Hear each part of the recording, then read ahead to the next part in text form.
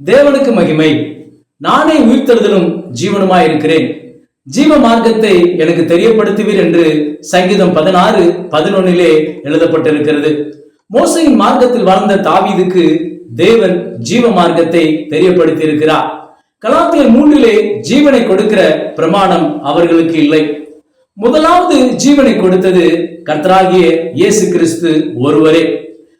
என் ஜீவனை நான் கொடுக்கிறபடியினால் பிதா என்னில் அன்பாயிருக்கிறார்.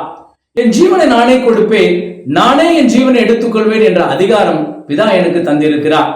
என்னிலிருந்து என் ஜீவனை யாரும் எடுத்துக்கொள்ள முடியாது.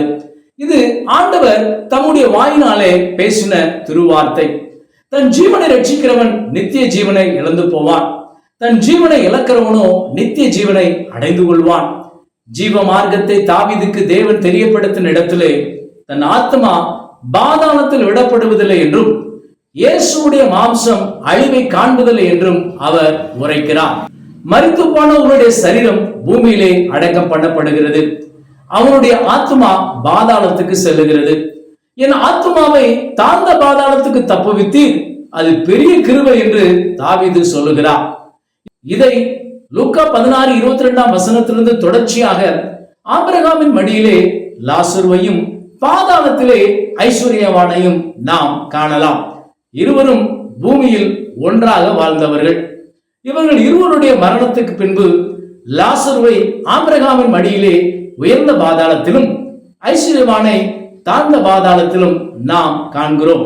தாவீதுக்கு ஜீவமார்க்கத்தை தெரியப்படுத்தின இடத்திலே தாவீதின் ஆத்மா உயர்ந்த பாதாளத்தில் விடப்படுவதில்லை என்பது தாவீதின் ஆத்மா உயர்ந்த பாதாளத்திலிருந்து பரதீசுக்கு கொண்டு போகப்படும் என்பதை வெளிப்படுத்துகிறார். அதை பற்றிய உண்மைகள் 1 பேதுரு 3:18 முதல் 20 வசனங்களிலே இயேசு மாம்சத்திலே கொலையுண்டு ஆவியிலே பாதாளத்துக்கு சென்று பிரசங்கம் பண்ணினார் என்று எழுதப்பட்டிருக்கிறது. அது நோவா காலத்தில் உள்ள கீழ்ப்படியாத ஆவிகள் என்று எழுதப்பட்டிருக்கிறது. அது நியாய தீர்ப்புக்குள் போகக்கூடிய ஆத்துமாக்கள் ஆவிகள். எபேசியர் 4:8, 9, 10 வசனங்களிலே சிறைப்பட்டவர்களை சிறையாக்கி உன்னதத்துக்கு ஏறினார் என்று பவுல் எழுதுகிறார். அது உயர்ந்த பாதாளத்திலே ஆபிரகாமின் மடியில் இருக்கக்கூடியவர்களை பரதேசிக்கு கொண்டு செல்லுகிறார் என்று பவுல் எழுதுகிறார்.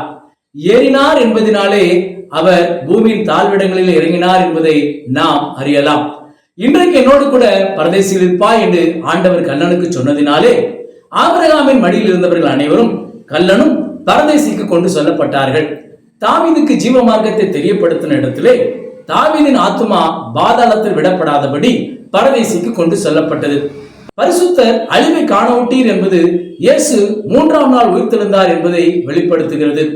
ஜீவ மார்க்கம் என்பது தாவீதின் ஆத்மா பாதாளத்திலிருந்து பரதேசிக்கு கொண்டு போகப்பட்டதும் இயேசு 3ஆம் நாள் உயிர்த்தெழுந்ததும் ஜீவ மார்க்கத்தின் 2 அனுபவங்களாக இருக்கிறது. ஜீவ மார்க்கத்தை இயேசு ஸ்தாபித்தார். மோசேயின் மார்க்கம் ஆக்கினை தீர்ப்பை வழங்கக்கூடிய மார்க்கம். 2 கொரிந்தியர் 3:9. இயேசு ஜீவ மார்க்கத்திலே ஆக்கினை தீர்ப்பை வழங்காதபடி நித்திய ஜீவனை அவர் வழங்கினார்.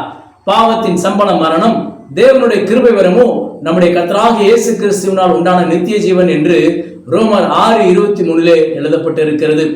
யோவான் 10:10 திருடன் திருடவும் கொல்லவும் அழிக்கவும் வருகிறானே அன்றி வேறொன்றுக்கும் வரான், நானோ அவைகளுக்கு ஜீவன் உண்டாயிருக்கவும் அது பரிபூர்ணப்படவும் வந்தேன் என்று ஆண்டவர் சொல்லுகிறார். ஜீவ மார்க்கத்தை ஸ்தாபித்த ஜீவாதிபதி தாம் சொன்னபடியே 3ஆம் நாள் உயிர்த்தெழுந்தார். வேத வாக்கியங்களின்படி மரித்து அடக்கம் பண்ணப்பட்டு வேத வாக்கியங்களின்படி 3ஆம் நாள் உயிர்த்தெழுந்தார் என்று 1 கொரிந்தியர் 15:3-4 வசனங்களில் எழுதப்பட்டிருக்கிறது. இந்த ஜீவ மார்க்கத்தின் ஆசீர்வாதத்துக்கு ஒப்புக் கொடுப்போம். கர்த்தர் உங்களை ஆசீர்வதிப்பாராக. ஆமென். தேவனுக்கு மகிமை உண்டாவதாக.